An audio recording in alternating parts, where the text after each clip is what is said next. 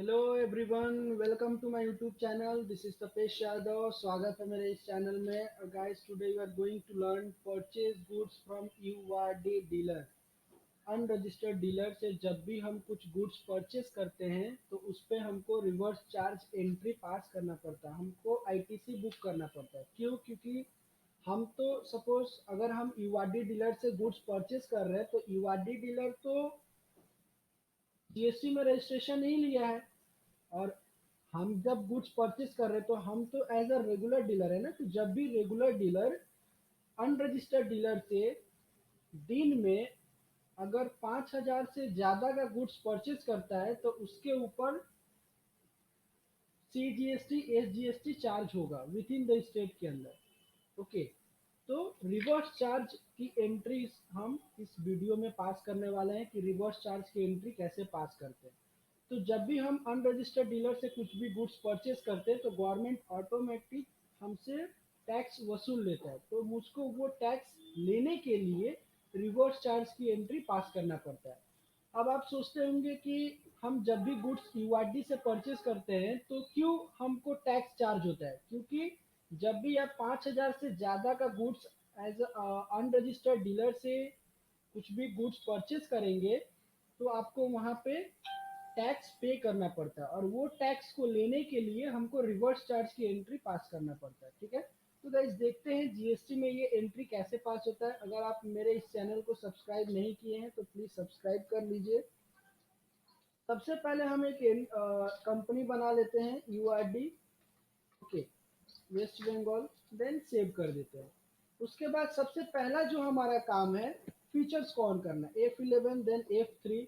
उसके बाद यहाँ पे enable goods and services tax को यस करना है, ऑल्टर जीएसटी डिटेल्स को यस करना है।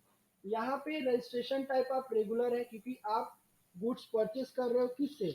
यूआरडी से, तो आप रेगुलर ही रखना, यूआरडी नहीं करना है यहाँ पे।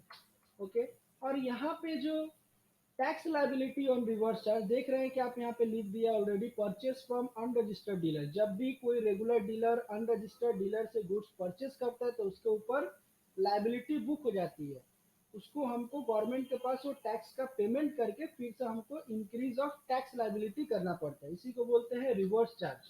मतलब जो पैसा मुझसे एक्स्ट्रा लिया गया है उस पैसे को मेरे को फिर गवर्नमेंट से रिफंड लेना है।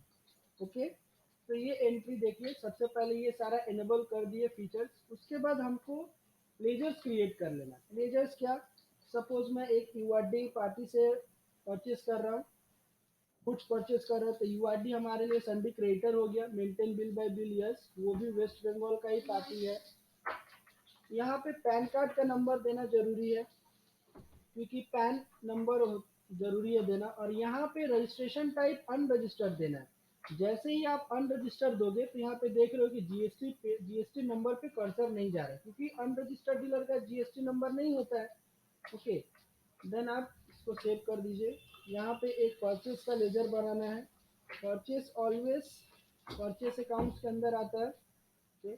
ऑल्टर जीएसटी डिटेल्स को आप यस करके यहाँ पे जो भी आप गुड्स परचेज कर रहे हो उसका SSN number, nature of transaction, यहाँ पे हमको चूज करना है purchase from unregistered dealer taxable. Because जो आइटम्स हम परचेज कर रहे हैं उसके ऊपर तो टैक्स चार्ज हो रहा है, इसलिए purchase from unregistered dealer taxable हमको यहाँ पे लेना है। और सपोज उसके ऊपर 18% का टैक्स चार्ज हो रहा है तो यहाँ पे 18% देना है। तो इसका हम यूज अभी नहीं करेंगे। ठीक है, देन हम CGST का एक लेजर बना लेते हैं। C mean central tax, then SGST, S mean state tax. Okay, आप सोचते होंगे कि C और SGST का हम लेजर क्यों बनाए जब इसमें टैक्स चार्ज नहीं होगा। तो क्योंकि हमको जो टैक्स चार्ज हुआ है उसका तो एडजस्टमेंट एंट्री पास करना होगा ना, इसीलिए हम रिवर्स चार्ज में इसका यूज करेंगे।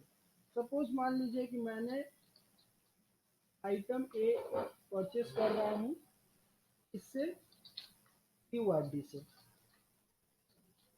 तो यहाँ पे आप यूनिट्स बना लीजिए। देन ऑल्टर जीएसटी डिटेल्स करना होगा, सेम एसएसएन नंबर, टैक्सेबल क्योंकि इसके ऊपर टैक्स चार्ज हो रहा है आइटम ए के ऊपर। Then enter enter save. अब ये जो एंट्री है इस एंट्री को हम पास करते हैं। तो कैसे इस एंट्री को परचेज करेंगे, GOT accounting voucher then F9, उसके बाद डेट को चेंज करना है 1 जुलाई, देन यहाँ पे bill number and invoice number दोनों एक ही होता है, और पार्टी नेम आप किससे गुड्स परचेज कर रहे हैं, यूआरडी से, तो यहाँ पे यूआरडी हो जाएगा परचेज, लेजर में purchase, item name of item में आइटम है, कितना पीस आप परचेज कर रहे हैं, सपोज 10 पीस और 500 पर पीस के हिसाब से खरीद रहे हैं, तो टोटल मेरा कितना हो गया 5000, इसको मैं 600 पे लेता हूँ। तो जब भी आप 5000 से एबव कुछ भी गुड्स एंड सर्विस परचेज करते हो तो उसके ऊपर आपको लाइबिलिटी बुक हो जाती है, टैक्स आपको पे करना पड़ता है। अब आप यहाँ पे देखेंगे CGST चार्ज नहीं हो रहा है और HGST चार्ज नहीं हो रहा है, but alt A then alt F1 करके आप देखेंगे तो यहाँ पे जीएसटी मेरे को बता रहा है कि सेंट्रल 9 और स्टेट 9% करके, मतलब 540 रुपया ऑलरेडी मेरा टैक्स बुक हो गया, amount of tax subject to reverse charge, ये बुक हो गया है। तो मुझको ये एंट्री अब रिवर्स चार्ज की एंट्री पास करना होगा। तो आप समझ गए होंगे कि यूआरडी से जब भी हम गुड्स परचेज करते हैं मोर देन 5000 से अबव, तो यहाँ पे रिवर्स चार्ज का एंट्री पास करना पड़ता है। अब इस रिपोर्ट्स को हम थोड़ा चेक कर लेते हैं। बैलेंस शीट में 6000 का हमने गुड्स परचेज किया है, ठीक।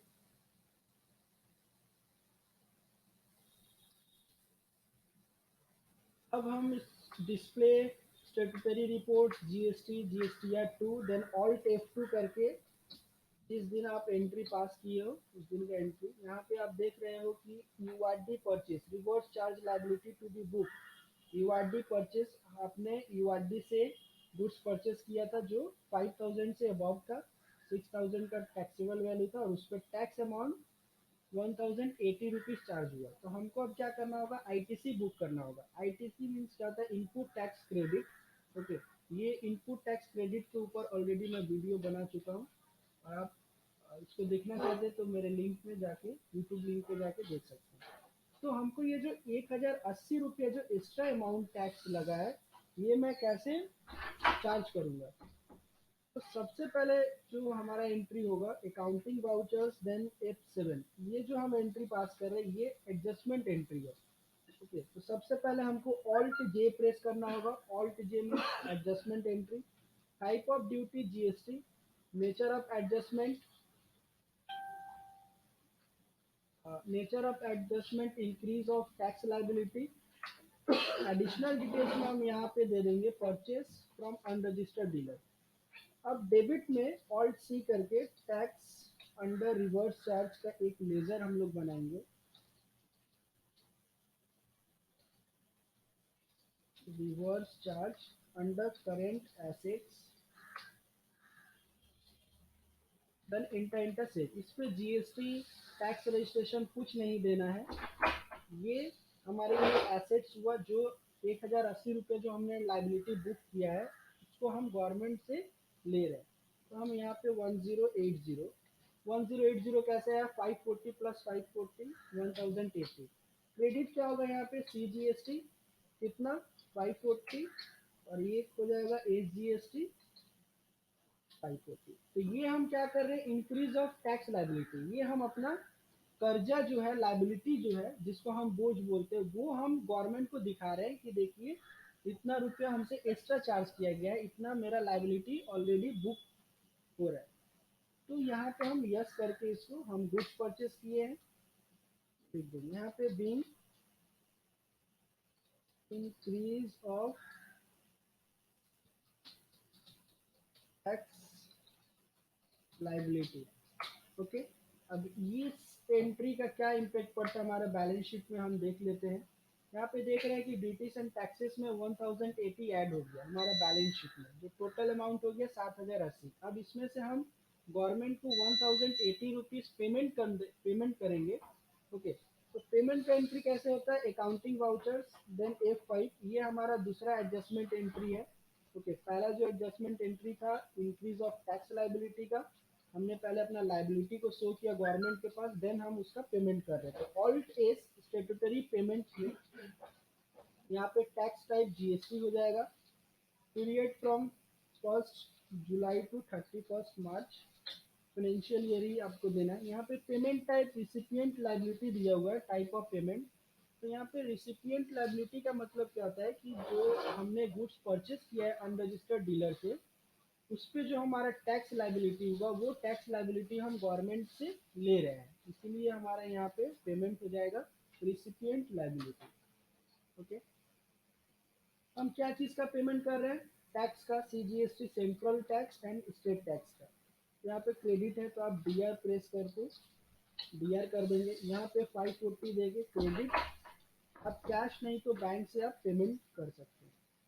तो ऑल्ट सी करके हम बैंक का एक लेजर बना लेते हैं, बैंक ऑलवेज बैंक अकाउंट। यहाँ पे 1080 रुपीज़ का हमने पेमेंट कर दिया है टैक्स को। Then provide GST details, yes. अपने पेमेंट कैसे किया है, credit, debit card, demand draft, ये सारा डिटेल्स यहाँ पे देना पड़ेगा आपको।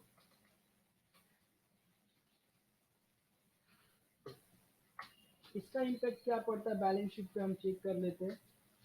GOT balance sheet, then all take one full details देख रहे हैं कि यहाँ पे हमारा एसेट साइड में करेंट एसेट्स में 1080 रुपीज़ जो है गवर्नमेंट ने रिफंड कर दिया, बट अभी भी टैक्सेबल वैल्यू से अभी भी लेस नहीं हुआ है, 6000 से अभी भी लेस नहीं हुआ है। तो हमको ये 6000 से 1080 रुपीज़ जो है वो लाइबिलिटी लेना है, आईटीसी को बुक करना है।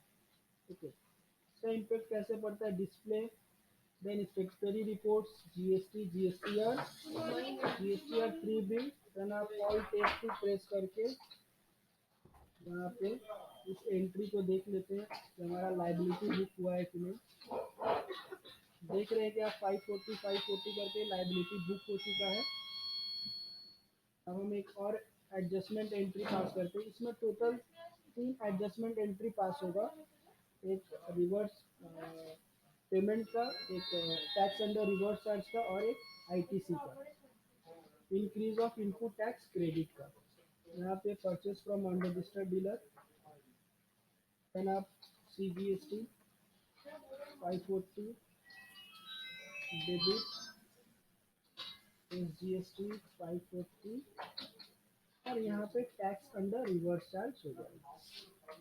तो ये हमारा पूरा इंक्रीज ऑफ टैक्स क्रेडिट हमारा पास आ गया, क्रेडिट हमारे अकाउंट में हो गया। तो इन सब को बोलते हैं एडजस्टमेंट एंट्री जब भी आप गुड्स परचेज करोगे किसी अनरजिस्टर्ड डीलर से। तो देखिए, तो यहाँ पे जो टैक्सेबल अमाउंट था, टैक्सेबल अमाउंट से 1080 रुपीज़ डिडक्ट होके टोटल हमारा 4920 का अमाउंट हो गया। और इस रिपोर्ट्स को चेक करने के लिए display, statutory reports, then GST, GST act 2 में भी आप जाके चेक कर सकते हो। यहाँ पे देख रहे हैं कि यूआरडी में हमारा लाइबिलिटी बुक हो चुका है। ओके, या फिर आप जीएसटी एक्ट 3B में भी आके आप चेक कर सकते हैं। देखिए, reverse charge liability and input tax credit to be booked यहाँ पे दिखा दिया है, आप इस जगह पे आके देख सकते हैं। तो ये सारा एडजस्टमेंट एंट्री था जब भी हम यूआरडी डीलर से गुड्स परचेज करते हैं, ये एडजस्टमेंट एंट्री पास करते हैं। इसी को बोलते हैं रिवर्स चार्ज अंडर जीएसटी।